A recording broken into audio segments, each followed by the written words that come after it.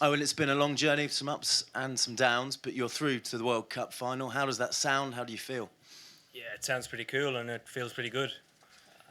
I think the performance in the last 3 games, I think we've got better and better as a group.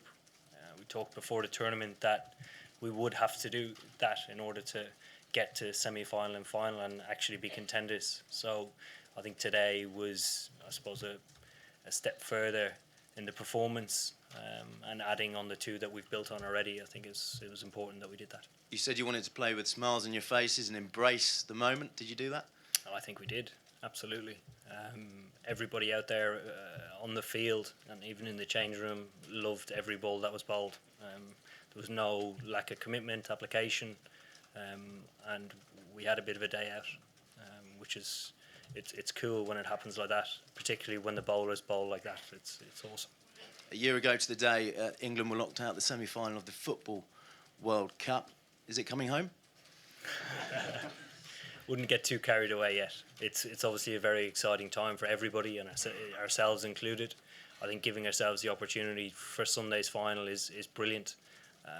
We'll be giving it everything we can in order to try and win that game.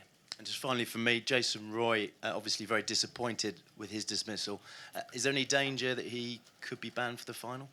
I doubt it. I actually didn't see exactly what happened. I was on the toilet, ironically. So I've heard what happened, but I can't imagine it would be. No.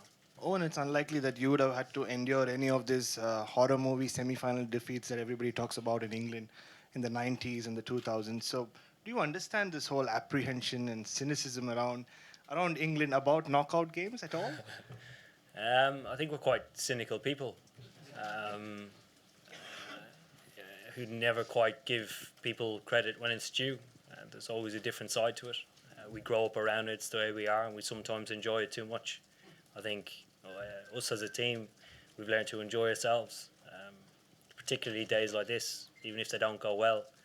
If you'd offered us the position to play in a final the day after we were knocked out of the 2015 World Cup, I'd have laughed at you. In 4 years of planning and preparation, you've had some great moments along the way, but do you feel as though you kind of saved the best for the game that was the most important, that was your most complete performance of the 4 years? I think close to. I think particularly the bowling unit.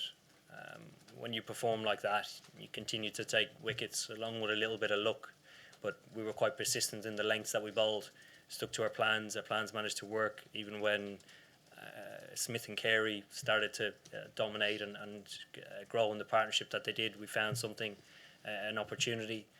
We didn't drop a catch on Adil, which is great. Allowed him to build momentum and build confidence, and he bowled brilliantly.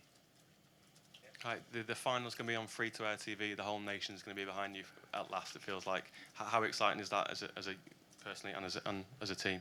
Very cool. Particularly given 2005 Ashes for me was sort of the day cricket became cool. Throughout the whole summer, the day was on the front and back page of every newspaper going around. Everybody was talking about it, and that is really good for the game. And it's the game I love. So it's great news that it's on free to air.